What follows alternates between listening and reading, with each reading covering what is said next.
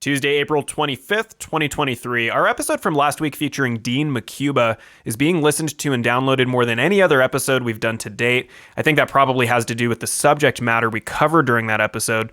People seem to be concerned about the changes coming to FedEx and the potential impact to the ground contractor model. I would like to take a moment to thank everyone for tuning in to the podcast. The number of people listening in continues to grow each week, and that's encouraging us to keep it going. If you feel like the show has added value to you in some way, please feel free to like or subscribe to it through Spotify, Apple Podcasts, or anywhere else. We try to come out with a new episode every Tuesday morning, and you can receive a notification through Spotify or Apple Podcasts each time a new installment gets released. You can also support the podcast by giving us a 5-star rating and sharing it with other people who you think might benefit from it. Regardless if you choose to do any of that, thank you for listening. Welcome to Routing for Success, the show where we interview today's top logistics professionals, giving them a platform to share their stories and best practices. Today, we are talking again with Rick Dunn. We previously interviewed Rick in episode number 2 of the Routing for Success podcast. In addition to being a FedEx Linehaul contractor for the better part of a decade, Rick is also the owner of Linehaul Solutions, where he brokers business sales and provides training services to TSPs. And he also hosts a show of his own called Around the Hub, which comes out every Tuesday night. Back due to popular demand, I bring you Rick Dunn. All right, we are back with Rick Dunn, DXP Group and Linehaul Solutions. Rick, thank you for being here. What up, Ryan? Man. How are you, man? Doing well. It's doing well. It's good to see you. Yeah, man. Same. Last time was a bunch of fun. So I'm happy to be here again. Yeah. So for our listeners who don't know who you are, this is actually the second time that we've had Rick on the podcast. He was our second guest to be interviewed on the Routing for Success podcast in episode number 2. And again, for those of you who haven't listened to that episode, just to give you the quick background story, after graduating from college, Rick worked for a time in the mortgage industry. He then left the mortgage business in 2008 once the recession hit, considered going to law school for a time. He actually took the LSAT and got into a law school, but ultimately decided to become an air marshal instead, working for the government.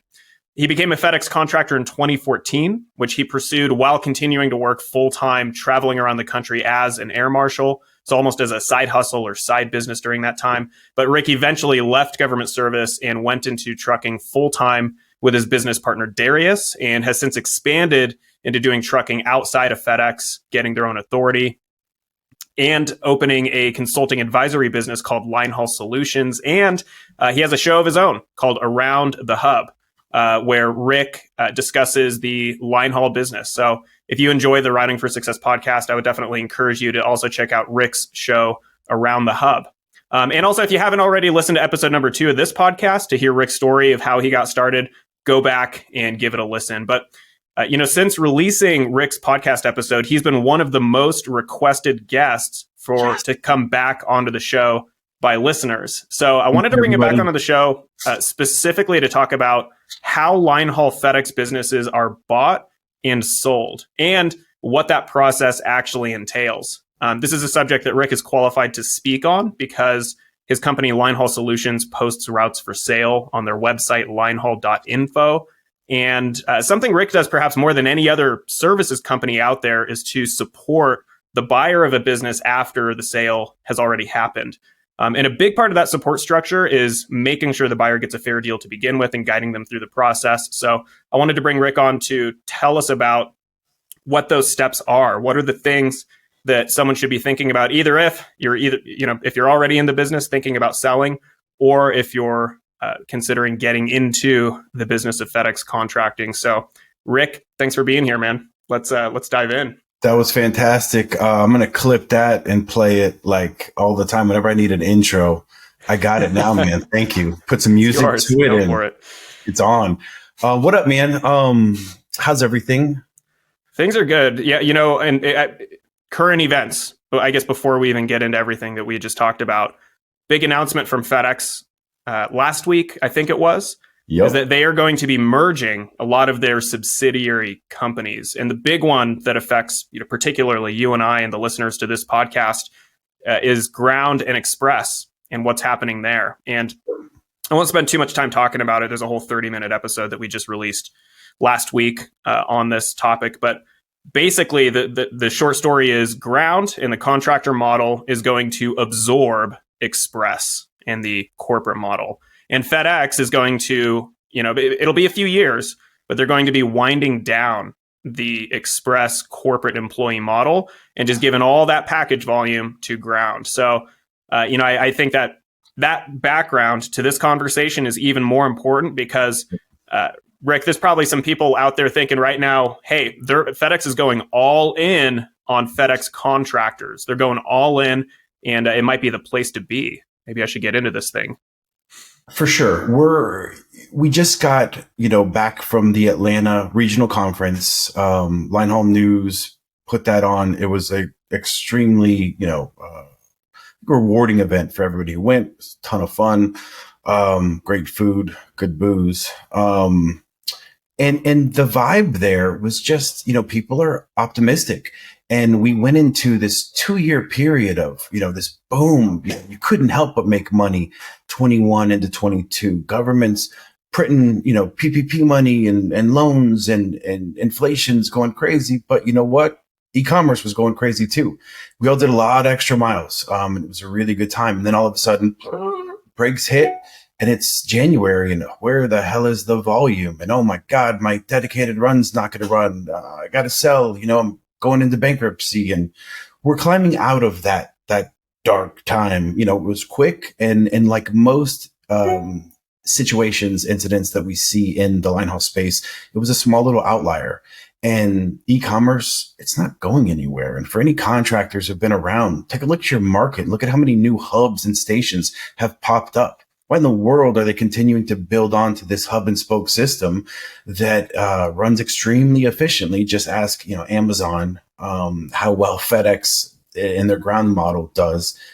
And we're looking forward to the future. There's a lot of tailwinds that are coming. UPS very well could be throwing us a gigantic bone very, very soon.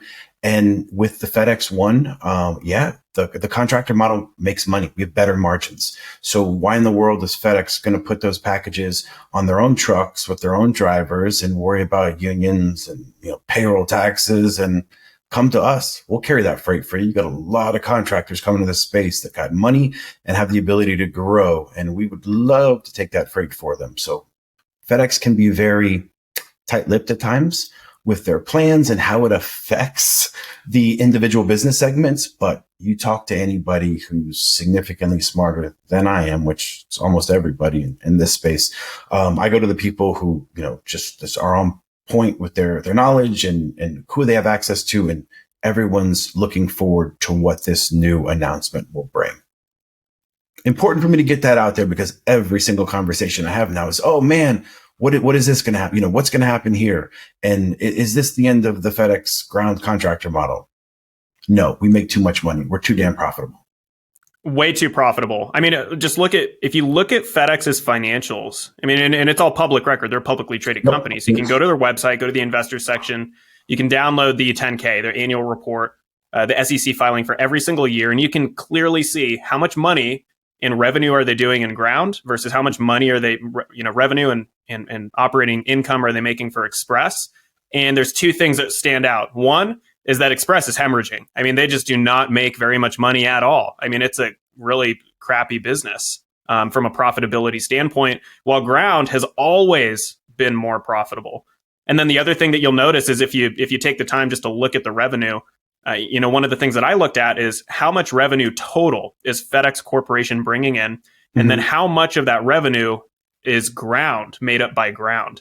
And over the past 20 years, there is not a single year where ground made up less of that overall pie than they did the year before. FedEx has been consolidating more and more of their revenue into ground every single year consistently for 20 years straight. And this announcement last week is really just, the latest in this path, which really, if you've been in the industry for a while and if you've been paying attention, everyone kind of knows that this is the way that FedEx was eventually going to go. They have to commit. Yeah, it doesn't make sense to have two buildings, in one city. Why have an express building and a ground building? That's just wasted money, and they've been criticized for that. Those packages for you at the best service for the best rate. And come on, FedEx is it's a Fortune, 100 company. They make, zillions of dollars, and those investors want a nice little return, right? It's like every other business. Your shareholders are going to dictate, and how do we make more money? Let's cut some cost. And this is a fantastic way to do it. And it's not like we haven't been talking about this for many, many years. So we do this and we get good contractors in, and we convince FedEx that they don't need to go to third parties. They don't need to sign these giant contracts, because we have contractors and a system that now can ramp up for their increased appetite for, extra packages whenever that may be. And that's next. And that's what this podcast is about. I like to say that everything that I do, making podcasts and doing videos and trying to put myself out there, it really has one end goal. It's to convince FedEx that they don't need third-party freight.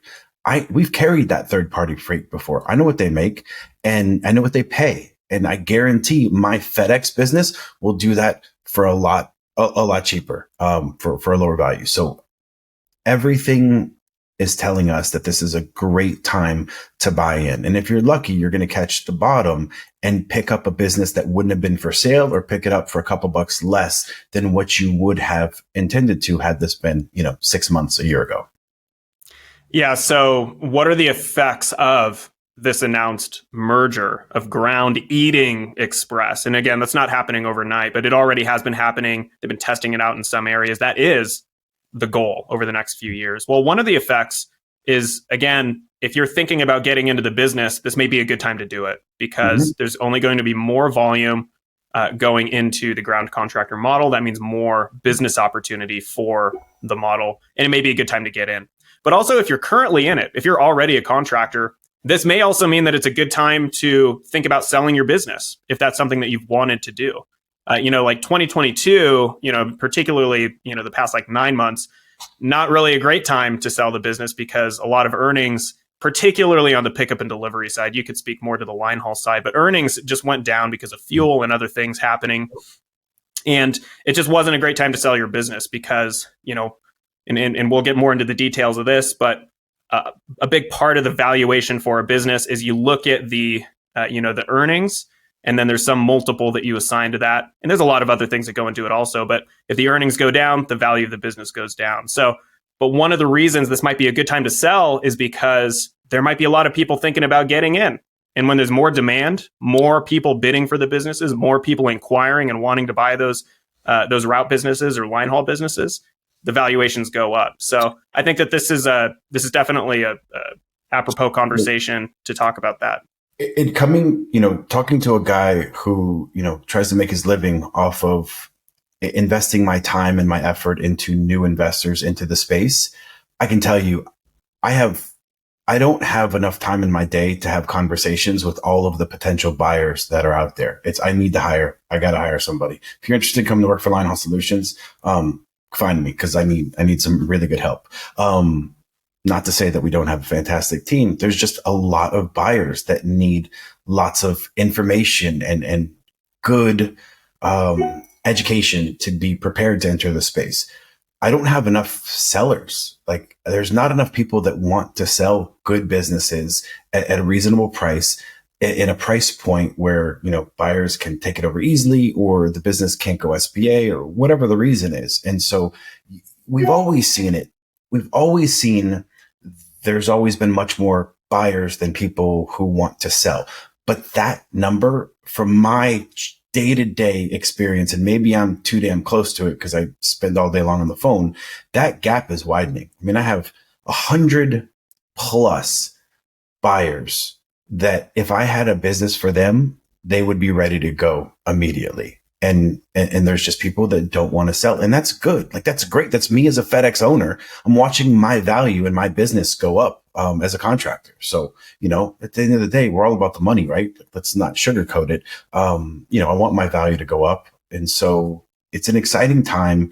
And, we got through a couple of months, and it's not like we're back to where we were. And the unassigned runs are not running the way we expect them to. And FedEx is still looking at the freight that they're moving, and it's not as much volume as it is, but that's not to say that good things aren't coming. And I think this peak season is going to solve a lot of the issues that people are having with their businesses and their frustration with the business, because the volume is going to take off naturally because it's peak season. But there's some macroeconomic factors that we are hoping that's going to really push this market and get some aggressiveness in the way that e-commerce grows and the way that, freight's shipped, on top of everything else that we've, already spoken about.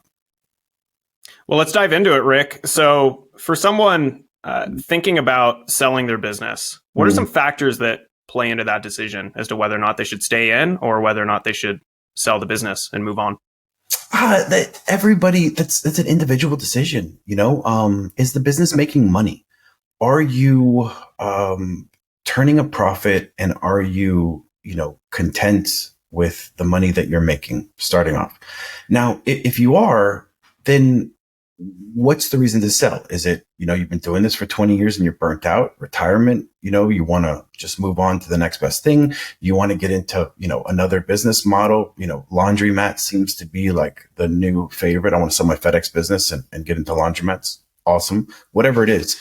So look at the runs, and how attractive are those runs in that business going to be to a new buyer? Do you have 5 unassigned team runs that aren't running well right now? Maybe you want to wait a little bit and try to upgrade one of those runs or 2 of those runs, or get them running smoother and give me something that I can offer to a new buyer, because people know, like, hey, let me see your settlement statements. Everyone can look at it. I make videos on exactly how to analyze the settlement statement. So you want to have a business that's attractive to somebody coming in. And, unless you need to fire sell it, then you're not making much. So what does that process look like? Let's say that someone has made the decision that they want to get out of the business. They want to package up and sell their Linehaul contracting business with FedEx. What do they do? What's the first step? So I think the first thing traditionally that you've done is you go to, a broker, somebody who will take your business, analyze it, list it on Biz Buy Sell and BizQuest, and they'll sell your business. They'll take a percentage of that and they'll find a buyer. And it can be a simple process, but once you determine, what you're selling it for, you have that buyer, you got to go through this very extensive product process for the new contractor to become a contractor, in FedEx ground, get approved, go through, the LIM meeting. And I mean, that's, obviously where we come in. We want to be a part of that with any of the new buyers coming on board. But it's typically, you're just going to go to a business broker who's going to do it for you. We all know, like, Root Consultants is always the elephant in the room. They're the biggest, the baddest. When they came on board, I think they really revolutionized the way that these businesses were sold, and did a fantastic job of marketing their ancillary services, what they can provide, education that Spencer and his team are bringing. And then there's other brokers as well. And can I be like, how honest do you want me to be on here? Give it to us straight. So there's some horrendous, slimy business brokers out there selling FedEx runs, and they lie about the numbers and the way they do their escrow. They take the deposit and you have to fight to get it back. And they're absolutely clueless when it comes to how to run these businesses. And then there's good ones that are knowledgeable and can provide a value to a seller. So what do? You make sure that the person that's selling your business has a damn clue in what FedEx Linehaul is. So fundamentally, why work with a broker at all? A lot of these contractors, they're working out of one station or multiple stations, but many of them know the other Linehaul contractors who are working out of those exact same buildings, who would probably be interested in taking over those assigned and unassigned runs. Why work with a broker at all? Don't work with a broker. It's a fantastic, very insightful question. I have never considered, but you're getting really good at this. Great job. I always think about good question to ask. Like, I got to get that, that hard hitting question. I love the question. And why do you need a broker?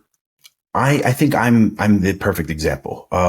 When I got a taste, when I knew that I had a business that people wanted to buy and that I could take unassigned runs, upgrade them to assigned runs, get new free unassigned runs to replace them, package them together and sell parts of the business off, I was hooked. I mean, it excites me. And to this day, that is what excites me about the FedEx business model. Love it. And continue to utilize that for myself and for people that we're working with.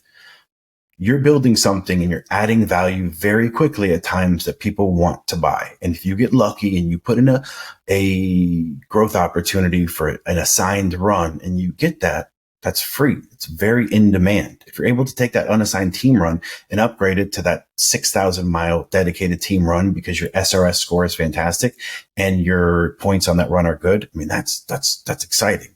Take it and you sell it. Now, where do you go to sell it? I talked to the brokers. This was 15, 16. This is prior to Spencer getting in the game. And the people that I spoke to didn't have a clue. There was nobody that had a clue. And I'll throw him a bone. Adam Armstrong in Atlanta. He was the one guy at the time that had any kind of sense of what these businesses were about, how to sell. He had some experience. Other than that, there was nobody. And I just chose to do it myself. I took my own business. I listed it on BizQuest. And that's a very time consuming process. That can be challenging. Finding a buyer, coming up with the numbers.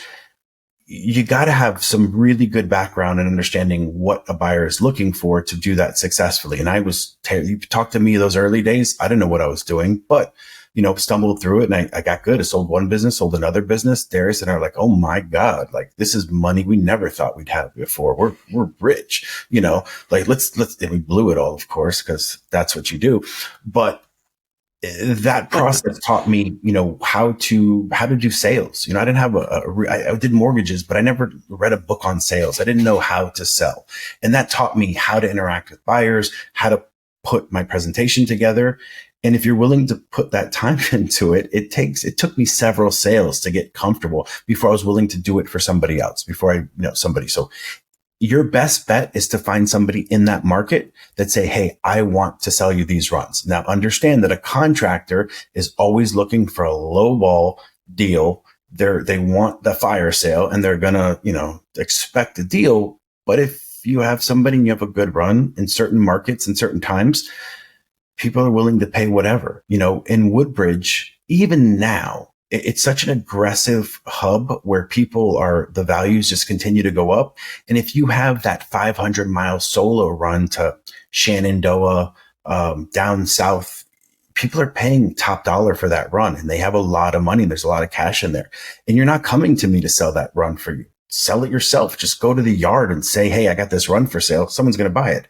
Now, if you're in a market where we need to get some buyers in place, then you want to come to me or to somebody, list it for you and take that buyer through the process. Because if I'm selling a business for you, I'm going to get a buyer through that entirety of the process much quicker than you can. I'm going to prep them and I'm going to make sure that Linehaul manager is comfortable with that new buyer, or we're not going to send him there in the first place.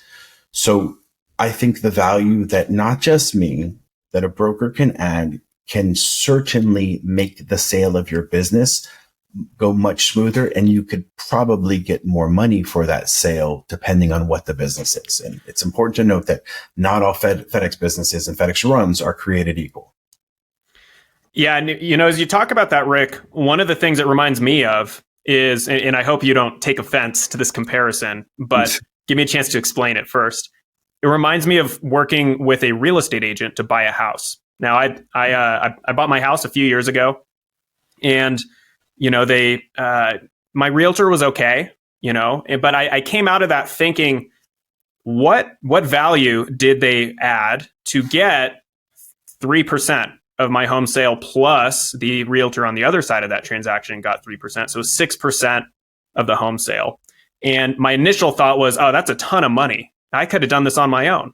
But then I really stopped to think about it. And, how many, for the seller of the home, how many potential buyers did that realtor have to talk with and show around the house and tell them about the house? And how many phone calls did they have to field?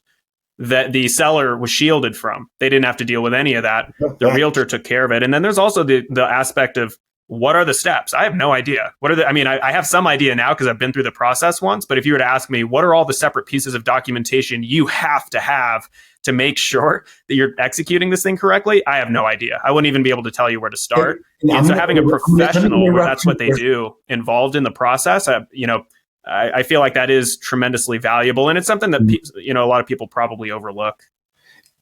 Yes, and yes, the one thing you touched on was the paperwork process. That process, the turning a investor into a contractor, that process is riddled with bottlenecks. That can take 4 or 5 months to get done, and it can take, wow. I think our record is like 13 days. We've got somebody in the system from negotiation period to tractor file numbers being done. 13 business days. And luckily, one smart decision I made was I have an operations manager named Kelsey, who is absolutely fantastic at that process. And she has a checklist, a more detailed checklist than anybody has ever had. And we're not taking a second to waste any time in letting FedEx slow us down and letting the managers slow us down. So we are handing them a packet of paperwork prior to the LIM meeting that lets them know, these guys are squared away. Like, this buyer is going to be solid. And I know that I can trust that we are going to make this a very smooth process, and I can just push them through, and as we continue to work with the same hub managers and they get that same packet of paper, they know that, it's coming, and they know that they're going to have a smooth process, and we expect speed. So if you want to get this business sold faster and you want that money in your hand faster, you're going to come to us. And not to mention the fact that if you do want to sell and you don't have a buyer built into that hub, I have, like I said, hundreds, maybe even thousands of potential buyers at this point who have been vetted, that we know, that understand that you can't get an SBA on every business, and that you need to have cash, and that there's expectations you have to have as a contractor, that we've spent lots of time with. And it's not just me. I mean, I'm sure Root Consultants' potential list, makes mine, would embarrass me, if I compared the two. So that's why you go to a broker, is that we get it done faster and speed. But can you do it yourself? Yes, definitely. Okay, so let's look at this just very briefly from the perspective of a buyer. Mm-hmm. Why would a buyer want to work with a broker? And of course, I'll let you answer. But to me, it almost seems obvious. Like, if you don't know any FedEx contractors, there is no place to start other than working with a company like yours, a broker who actually lists businesses in a clear, transparent, kind of itemized way. You can look and see where the businesses are, how much revenue they're bringing in, what their earnings are, maybe a little bit about what the fleet condition is, and then what the asking price is. And that's a good place to start. And then I'd like to turn back to the seller's perspective. But what else would our buyers thinking of when they're looking at getting into this business? If you've seen my stuff, I've used this analogy, but it's so perfect that, I can't not talk about it, right? It's the real estate analogy. So you go, you're a seller, you want to sell your business, you go to a broker and they list your business for you. And then a buyer comes along. Now, the problem that you had for many years prior to me entering this space was that selling broker also acted as a buyer's agent. And the problem is they had no damn idea of how FedEx Linehaul works, and they weren't setting people up for success at all. That's changed to a certain extent, but it's still very prevalent out there. Now, I said early on, it's like, Darius, dude, like what? Like, this makes no damn sense. I go to buy a house. I need somebody representing me. I want somebody looking out for me, has my back, going to, just negotiate on my behalf. How can somebody negotiate? Oh, this is a fair price for this, but we can take a little bit. No, you want somebody to say, F off, that price is too high. Go, take a hike, or no, I'm not paying a, 5x multiple for this unassigned team run that has no mileage being ran. And it's ridiculous. And unfortunately, with that aggressiveness and buyers competing for each run, like, sometimes you can say, oh man, I missed out on that one, so I got to take this one, right? I just want to get in. Well, it's not always best case. So, you call a buyer's agent up. Obviously, hopefully it's me, but if not, I'm sure there's other people that are coming along. I'm going to have competitors in the space. But it's funny when I take that analogy and it was John Haldy and I we were talking about this and, what I was doing and kind of just putting myself out there. And it was him who says, you know what? It's not just the buyer and the selling agent. You have these brokers that are also the escrow agent, like they're taking a deposit and they're holding it, but it's not in a random independent lawyer's account. It's in their own account that they have. And so if there is an issue with that, who are you complaining to get your deposit back when the numbers don't match up? The person that's selling you the business that's representing the buyer that wants to keep that money. Because in large part, that's their commission built into that. And then even more so, in any real estate transaction, you have an appraiser, right? You have somebody, an independent third party that's appraising these businesses. Well, who's appraising the runs when the selling broker pulls that up and does probably a good job of representing it? But how do you know? So, I started out and it was just, look, let me represent you. Let me look at what you're buying. And to this day, if you're buying a business, I don't care if I'm making $1 off of it. Just send it to me. Let me look at it and I'll tell you my thoughts. And I'm wrong. I can't think of any times, but I guess there's times I could be wrong, but let me look at it and I'll give you my advice. And I think part of being transparent and kind of taking on the persona that I do in this space is saying some things that, are probably a little heightened, a little aggressive sometimes, just to say like, just don't take what I say because I'm saying it. Fact check the hell out of it.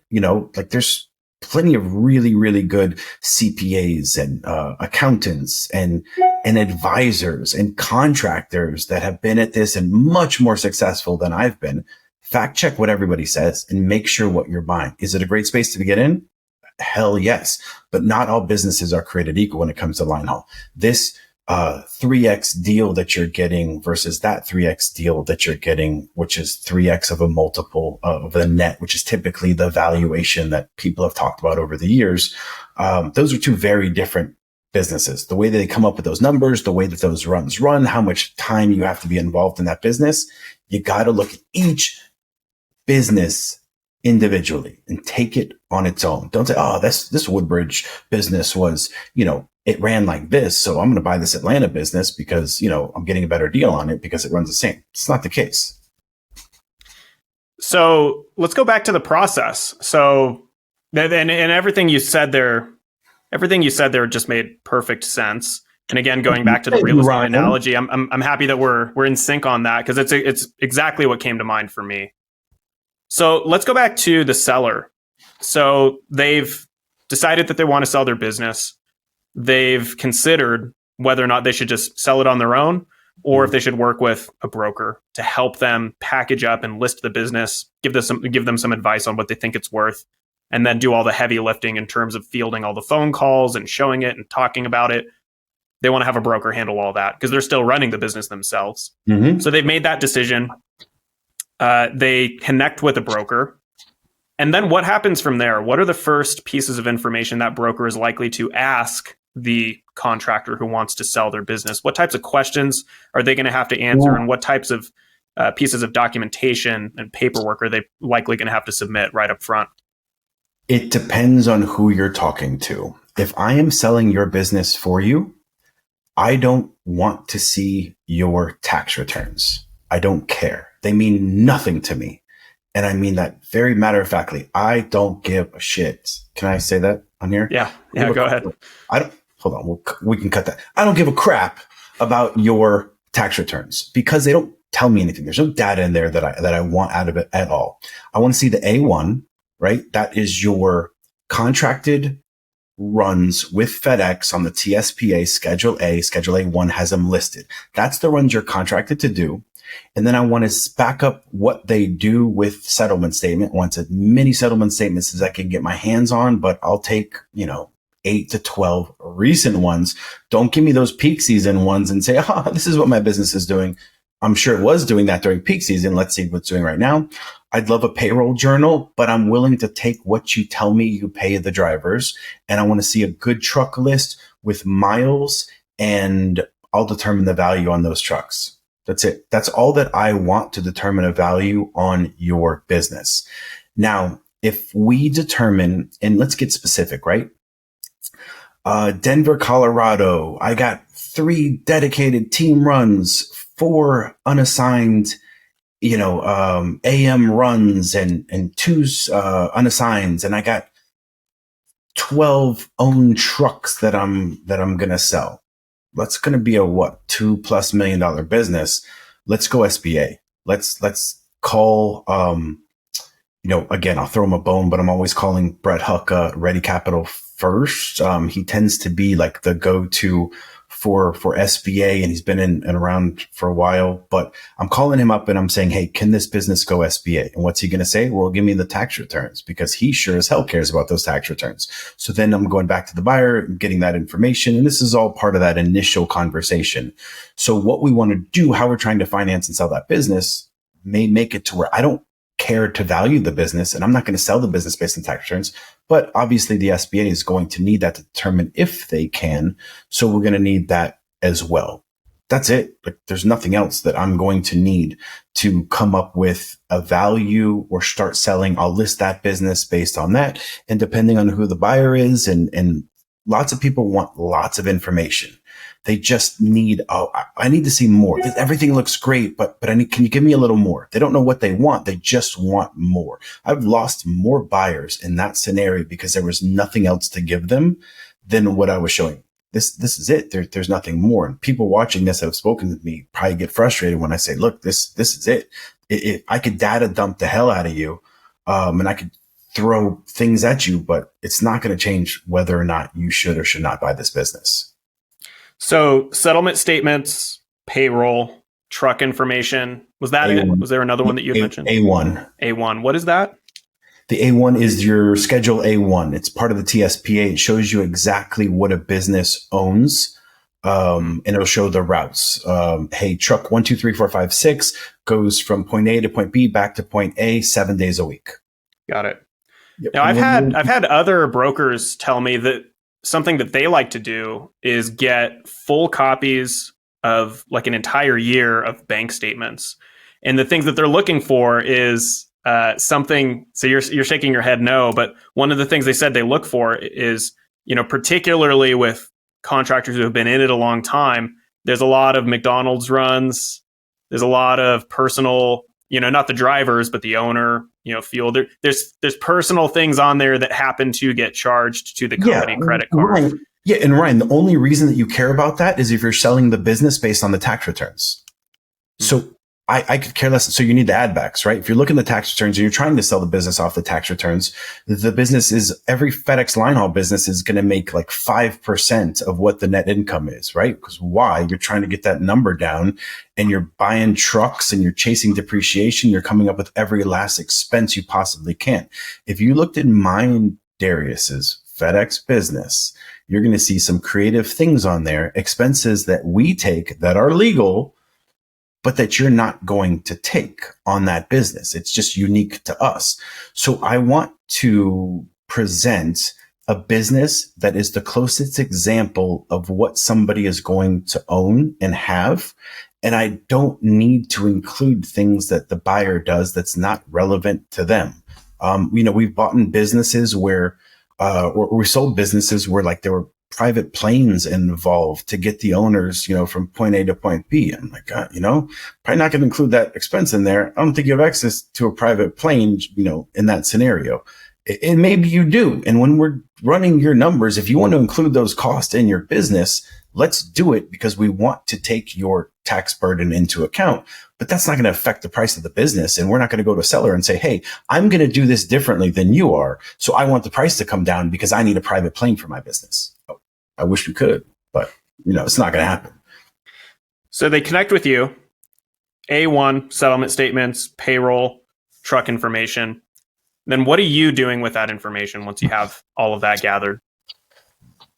Okay. So I'll say that I have a very, I think, unique process. I've talked to many people about this, and I tell every one of my buyers, when I am going to provide a P&L for a business, hey, this is what I think this is what I think this business is going to do. It's always the beginning of the conversation. It's not the end. It's not, this is what this business is going to do, so we should pay this multiple off of this net. It's the beginning of the conversation. Early on, I decided that I wanted to be able to compare businesses apples to apples.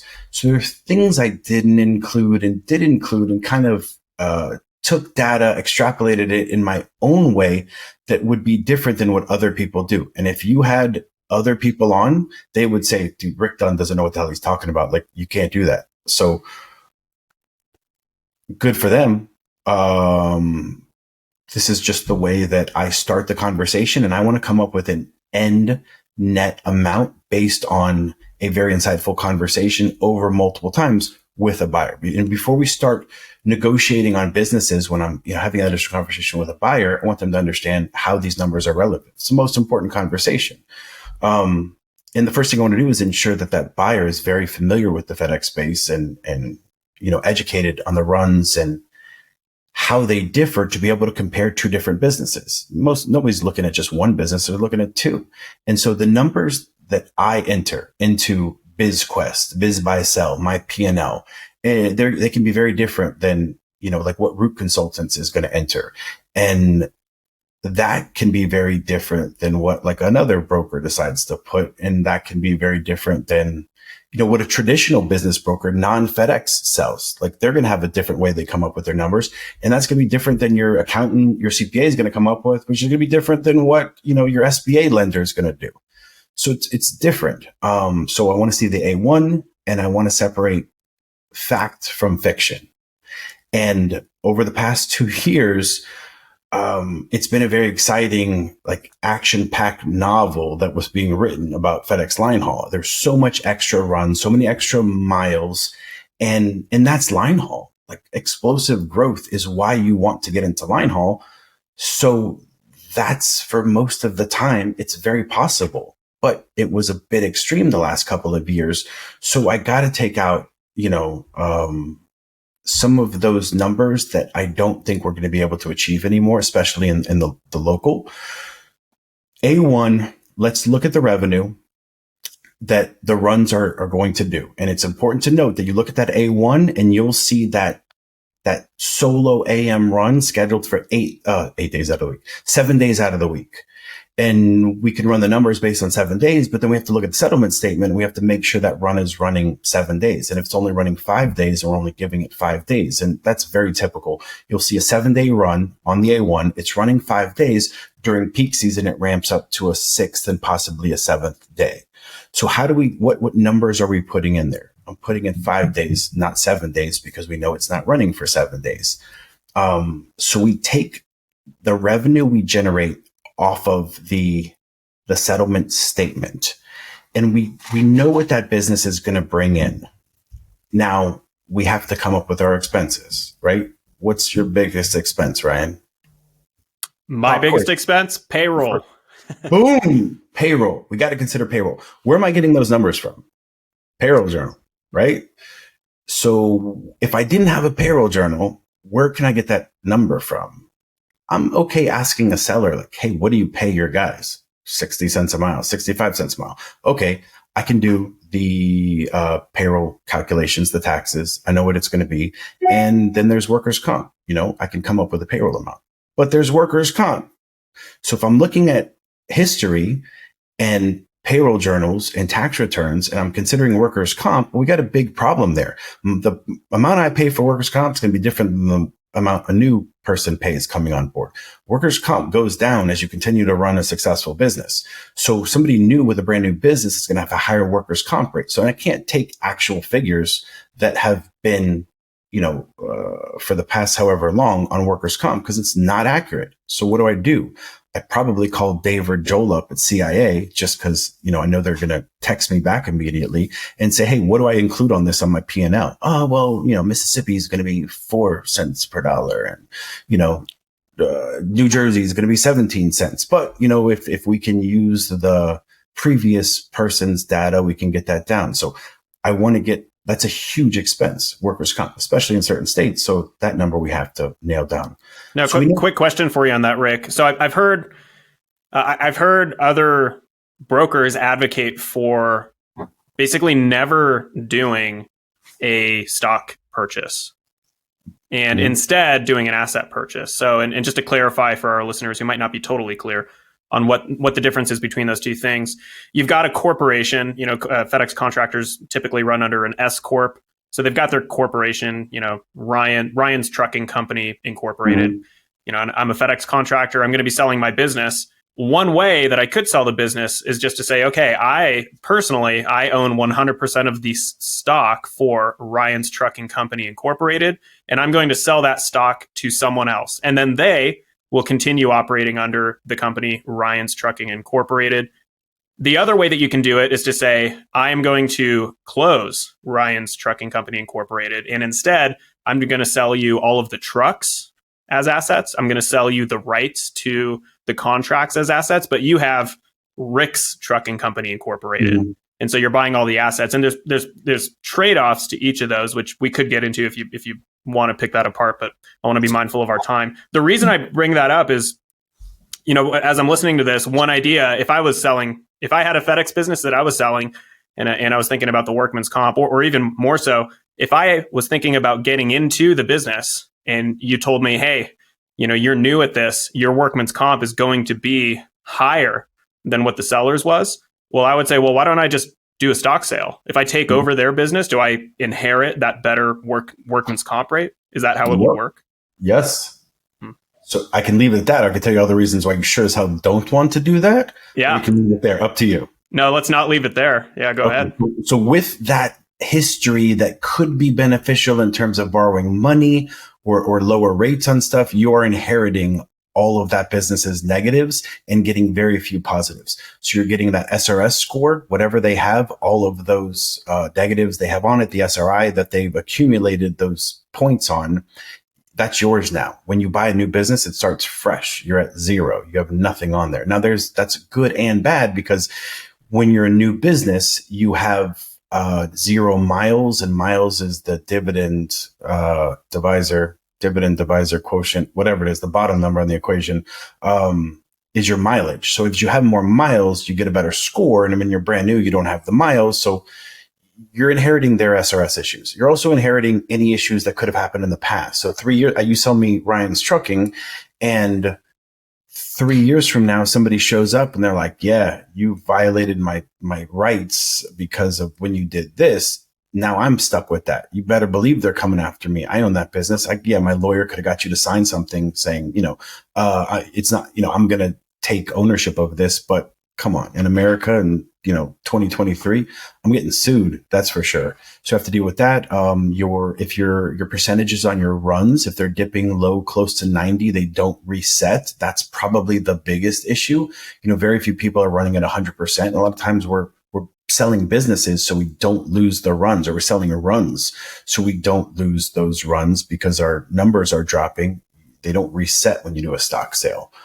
So the vast majority of these businesses are going to be an asset sale. And there's a couple that I know of that are on the stock sales. And, full disclosure, I'm in the process of a stock sale myself, and it's been a nightmare. But if it happens, I'm certainly going to share all those details with it, and certainly be willing to share why a stock sale happened as opposed to doing an asset transfer. Yeah. So it sounds like there's some substantial trade-offs there. Something to consider for sure for both the buyer and seller. Okay, so we've gone over the A1 settlement statements, payroll, truck information, whether to structure the sale as a stock or asset sale. And then we spoke a little bit about valuation. I have another question for you, Rick.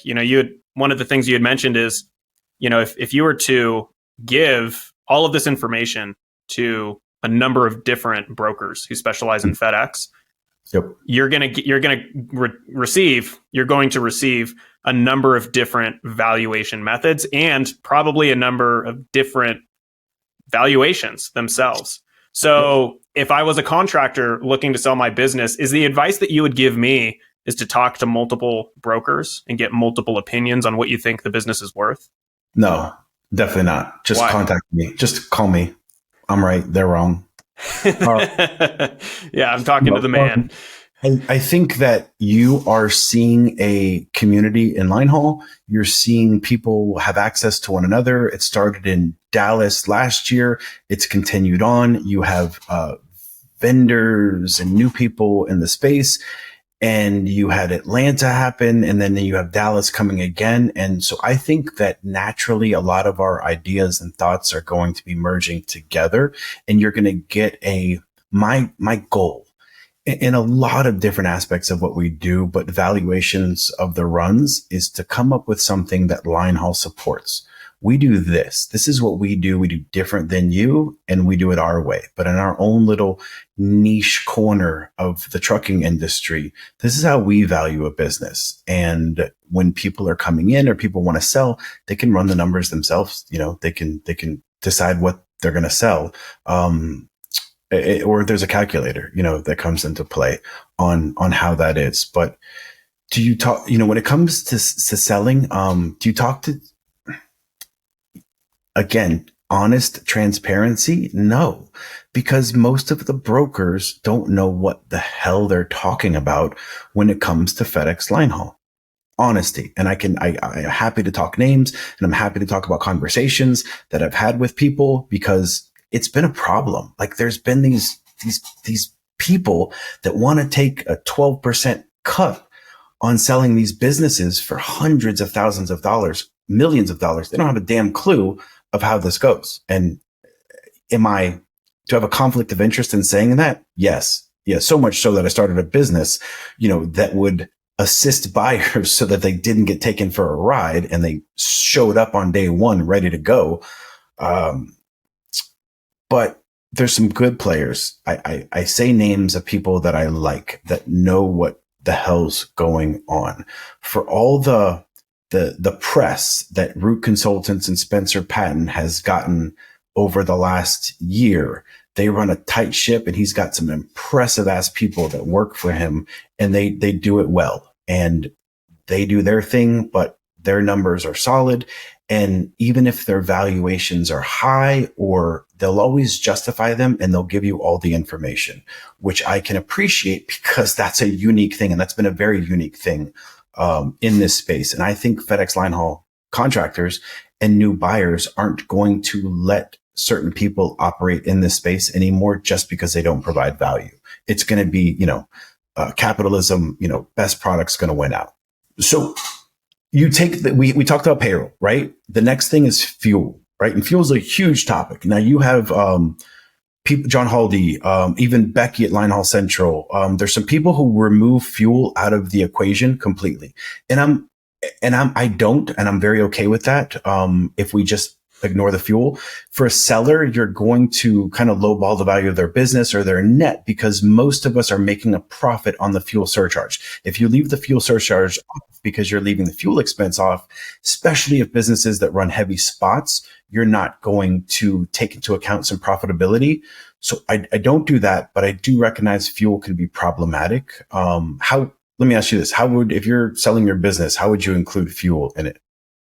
How would I include fuel in it? Okay, well, I mean, the very first answer that comes to mind is I would look at what I spent for the past 6 months, past year, and then try to extrapolate that. Perfect. Now, if we look at 2022, we have a year full of volatile peaks and valleys when it comes to fuel. If you leave out certain times of the year, you're going to run into some problems if you're trying to be honest with that number, trying to predict the future, forecast what it's going to be. So we do use it and we say it, but I don't love that number. It's very easy to take some settlement statements, dump them into Haldy Tech, Ground Force, and come up with, what this business spent on fuel over a period of time. Now, if I am an unscrupulous seller and I wanted to game the system, it'd be very easy for me to lower my fuel costs, because I just wouldn't run certain transactions through the system, through the FedEx system. I'd go have my driver pay cash. Hey, use this credit card for this run. And do people do it? I don't think so. Could I do it? Yes. And if there's the opportunity for dishonesty, I think there's going to be players in any market that's going to take advantage of it. Oh yeah, this truck, this 2007 Cascadia that happens to have FCAM on it, gets 7.5 miles per gallon. Yeah, look at it. Look at the numbers.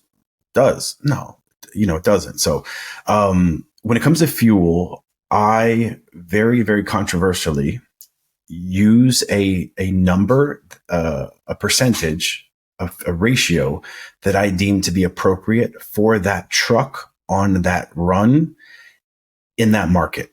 And the number is going to be anywhere from 24 to 33%. But it's the only way that I've comfortably come up with. And a lot of times the numbers that we're using off the revenue are dependent on the fuel surcharge that's being applied at the time.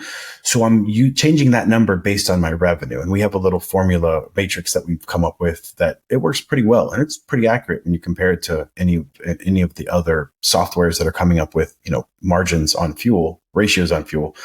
But it's a number that I'm coming up with, and I try to shoot high, 1 or 2%. But fuel, I think, is a topic we need to continue to talk about in terms of how we value these businesses, because there's ways to game it. And depending on the trucks, if you're selling your business because you decided to go buy, expensive leased trucks and it doesn't make sense, and we're selling your business, but we're not going to include the trucks in that. So a new buyer has to come up with their own trucks, which happens a lot in my businesses. I rarely include trucks in my sales. I want good trucks. I want the right trucks on the right runs. Well, the 22 Max that you're running are going to get different fuel efficiency than the 18 International day cab that we're putting on this run, because that's the run that makes sense for it. So why am I going to use your numbers? They're not accurate to me. How do I come up with my numbers? Got to use the fuel ratio. There's fuel, and then there's the trucks, right? The truck expense, it's very easy to come up with. It's what it is right now if you're taking over the truck. If you're financing trucks, obviously you're going to AP Financial. They're the best. And we're going to use, actual data that we know, because everybody uses you guys. So I have lots of data to pull from. I know what the rate's going to be. I know what the term's going to be on multiple different trucks. So it's easy to come up with. Then we're adding in a couple of little excess type stuff, def fuel, if the business is going to run, no, we're not even including a manager in that, because I want apples to apples. Not all businesses need a manager. Not all businesses need extras. And I want to come up with that value. What did I determine that net to be?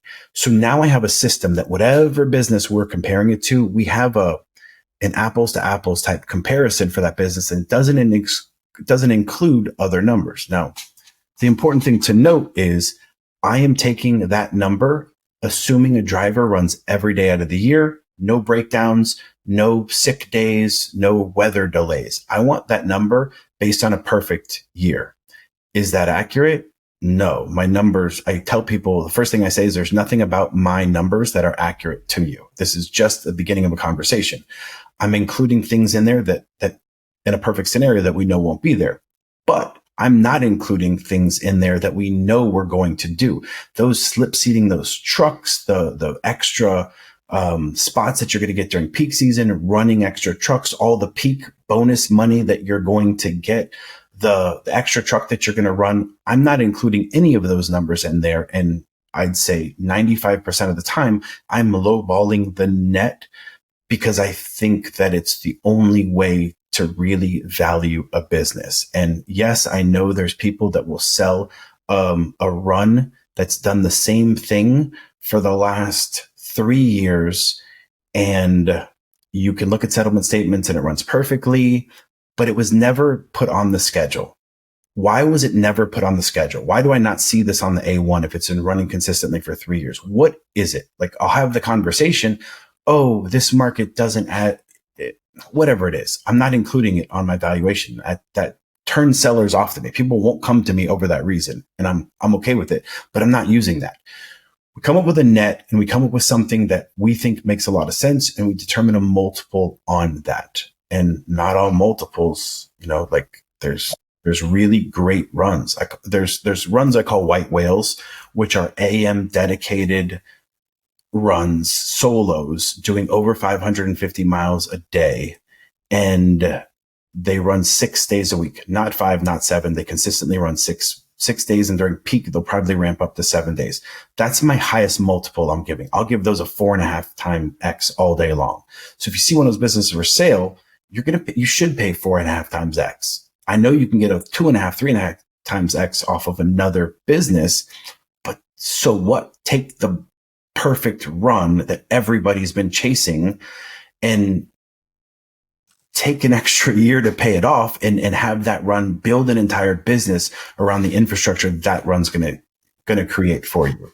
And so the multiples, it's not always 3, it's not always 4. It's whatever we determine the ease of ownership to be for that business and the demand that I know that business is going to have. And at the end, we come up with a value, and I think it's pretty fair for both sides. And that's what we're looking for. Fair. I want a really, really attractive price for a really good business. And I want a buyer who's willing to pay for that business, that good business. Yeah, Rick, what's really jumping out to me, particularly for the people listening to this episode who are considering getting into the business, there's probably a lot of phrasing and verbiage that you're using that is just going over people's heads. Mm-hmm. Most of the people listening to this are contractors, so they'll understand what you're talking about. But, the white whale run is the AM assigned solo 500 miles a day plus 6 days a week, not 5, not 7. And, when you talk about that, I think really that just illustrates the importance of working with someone who knows what they're doing, working with someone who is an expert and can tell you, hey, is a 4.5x multiple, is that too much to pay for a business? Well, that depends. It depends on the nuance of what that particular run is. And there's a lot of factors that go into that. So I'm happy that you spoke about that. For sure. So you value the business. You collect everything. You talk to the seller. You value the business, and then I want to wrap this up, Rick, by once a buyer is located and you've talked to them about the business, you've gone through some due diligence with them, and they say, "Yes, let's go. I want to do this." What happens? How does money get transacted, and what are the next steps from there?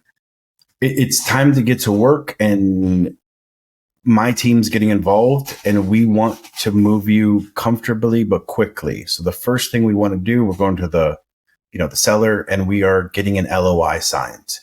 With that LOI comes a deposit. I like that deposit to be left in a third-party escrow account, and typically it's probably going to be the buyer's attorney that is holding on to that escrow. I don't want to hold it myself. I won't hold it. There's cases we'll use a seller's attorney. And if there's neither of them kind of have someone they're comfortable with, obviously we have people that'll be involved, but they're going to want to look over the LOI and the purchase agreement as part of it. It's going to add a couple of days into the mix, but we want that deposit to go somewhere. On smaller deals, I am okay in scenarios where the seller holds on to the deposit as part of it. And sometimes maybe we won't even have the deposit, but whatever we determine that to be, each individual sale is going to be, unique in its own right. LOI, and with the LOI, I want the BD30 is what transfers the run. We're telling FedEx, hey, we're transferring this business from Ryan's trucking to Rick's trucking, and that's what they need. They want the BD30, and I want a really good RFI that we're going to write with you during the process. And I want a safety plan as well. I'm okay giving that to the manager, but I'd love to include what we call the prelim docs. You have a lim meeting, your Linehaul information meeting, which is where you sit down with the manager and the BDS. So prelim documents are what they would like to have ahead of time. And we found that if they do have that, this process goes much smoother. So it's all your documentation, your corporation, your articles of incorporation. It's a W-9. It's your E-Verify form. And it is any state-specific docs for operating in that state that you'll need. So I love it when the corporation has already been formed. We have that information. Hey, do a W-9, get your E-Verify, we'll help them through that. And to hand that entire packet in a PDF with the sale notice to FedEx. And typically the seller is going to do that. They'll email it in, CC the buyer on it, and that starts the process off. Now we're immediately we start the education process. We have our boot camp that we're providing it's basically a handbook that we wanted to create for how to be a great contractor, especially the how to do stuff, the day-to-day type stuff. And we're getting them ready for the LIM meeting. So prepping for the LIM meeting, making sure that you're going to represent yourself and your business in a positive light, knowing the questions to ask. If we need to verify anything about the business with the manager, we want those questions prepared for, but want them prepped so that hopefully that LIM meeting happens in a couple of days from that initial submission. And then after the LIM meeting, what happens from there? We start buying stuff. First, we figure out the trucks. Where are we getting trucks from? If they need to finance the trucks, we're referring to them to AP. If we want to go to REL, it's a great opportunity. So, get them that information. Who are they using for their safety equipment? Are we going to use what the buyer already is using? A quick note there, up until January of 2023, when you turned in a tractor file, nobody was looking to make sure your lane departure was included in the process. And so you have a lot of trucks out there right now running without lane departure because they have a software, one of the VEDR systems, the vehicle event data recorder, the cameras that aren't capable of providing the lane departure. Like Lytx is, unfortunately, Ground Cloud isn't. I know that it's coming. And for the record, Ground Cloud's immensely better. I use Ground Cloud because all of my trucks have the lane departure equipped with from the factory. Now, if you don't have that, then you have to go to a third-party lane departure system, which is extra cost for what? So you might have to change your VEDR system in order to make that deal work, because now they're looking at the build sheets. And if they see the build sheet doesn't include the lane departure and you're using Ground Cloud or, Motive or one of the other ones that they know that doesn't have lane departure, you're going to get called out. For that process, you're just going to have to go by Lytx, and that's going to take forever. Hasn't lane departure been required for years on the Linehaul side at this point? Yes, Ryan, it has been required for years. Now, did we run trucks that didn't have lane departure? Because there's certain things that make a big deal. I'm not a truck driver. I'm not even going to touch that one. I'll get killed for that one. Yeah. Yes, of course, everyone needs to have lane departure. It's a very valuable system to integrate into a well-oiled machine that you're trying to create your FedEx business to be. Rick, last thing I'd like to talk about, just thinking about chronologically the process of transferring one of these businesses from one person to another. So you go through the whole process and then you start buying things. You talked about the assets themselves, financing, the systems. And then, probably the last piece would be the support after the sale. And this is one of the things, and, just to take a step back for a moment, this podcast is about interviewing FedEx contractors, which you are. You are a current FedEx contractor, which honestly is the reason why, I'm willing to have a conversation like this one. There are a lot of other third-party companies which have reached out to me saying, hey, I provide X, Y, and Z service to FedEx contractors. Can I come onto the podcast? We have a pretty good audience at this point.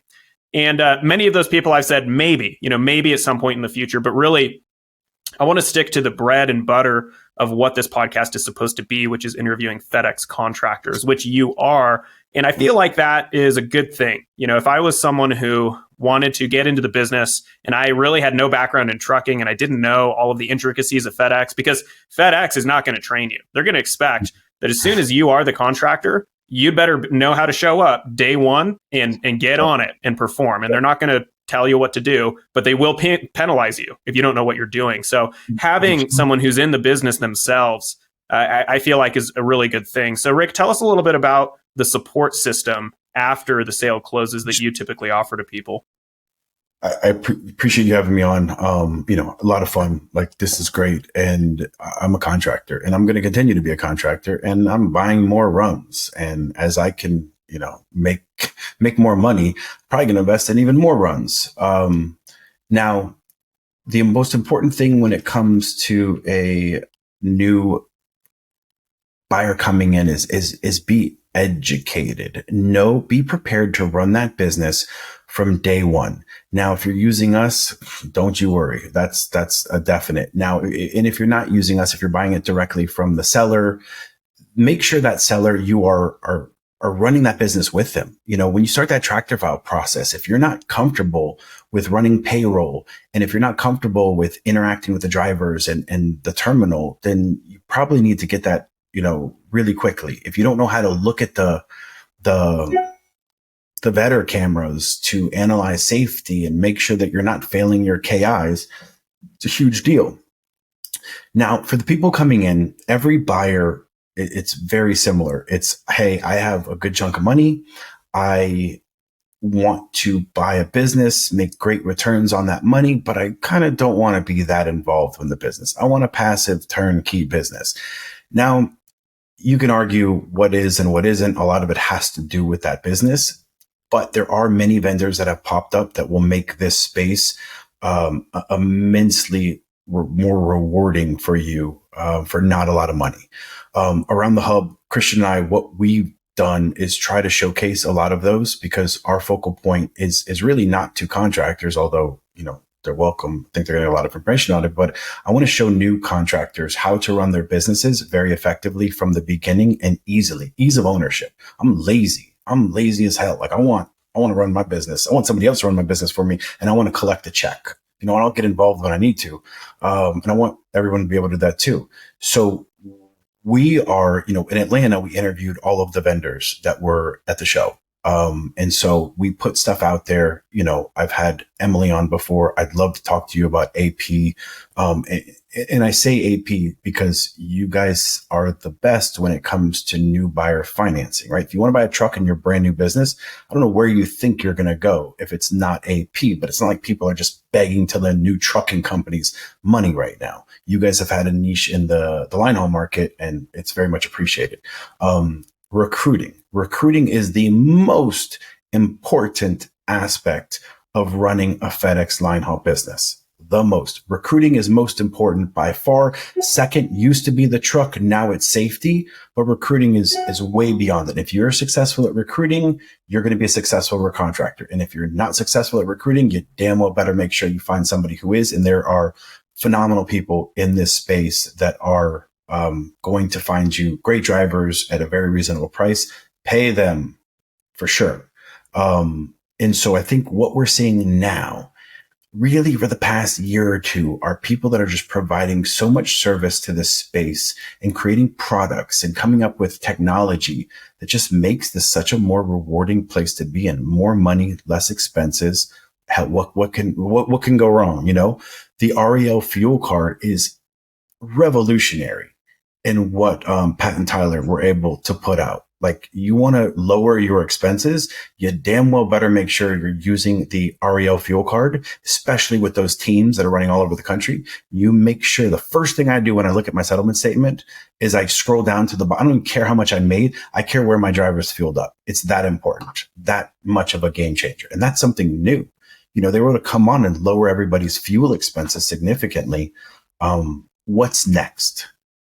What's next? Who's going to provide that next thing that just makes this a more profitable place to be in? Combining the purchasing power of all of the thousands of contractors that we have, putting our purchasing power together and telling vendors, say, hey, you want to operate here, you want to utilize what we have, then you need to cut us a good deal on trucks, on, whatever it is that's next. So I'm looking forward to the growth in this space. I'm here and Linehaul Solutions, as well as you, Ryan, and your podcast, I think is going to continue to do an amazing job, right? Because we're the ones doing it, bringing all of the new opportunities and the really in-depth analysis from contractors, which I'll say what you do is fantastic from the aspect of that's what a new contractor needs. I need my people, my guys that want to buy a FedEx business to listen to your podcast and meet those contractors and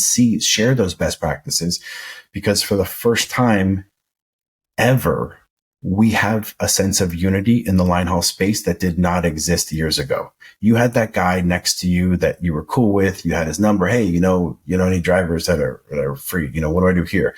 But now you have this unity ever since the Dallas Summit that we can do this together. We're all in this together. We are a team, and we need those contractors that aren't, haven't made their way to one of the events or made it to, a Facebook page or any of the stuff that allows you to connect with everybody. We need more everybody coming together and uniting, not to violate the TSPA in any way, but to group our purchasing power together. Well, I think that's a good place to sign off, Rick. Is there anything else before we finish this that you want to talk about? We do Around the Hub Tuesdays at 9:00. Took a little hiatus because that was a lot of work, as you know, to put those together. But we are looking forward, and we have some really, really valuable, exciting shows that are coming up, talking to contractors, drivers, vendors that are going to really shed a light on certain topics that I think need to be spoken about. There's nothing taboo. I'll talk about anything. And sometimes I can be too honest, whatever, but there's some things coming up very soon. So today's Tuesday? Today's Thursday. That's my life right now, people. So next Tuesday, we're doing our Atlanta recap. We're going to showcase a lot of great vendors that I had never knew existed there. And from then on, there's going to be some shows that, we'll be advertising for that. It's going to be exciting. Thanks for coming on, Rick. Appreciate it. Thanks for having me, man. Great time, as always. Love what you do. Love the shows. And love AP Finance. That's for sure.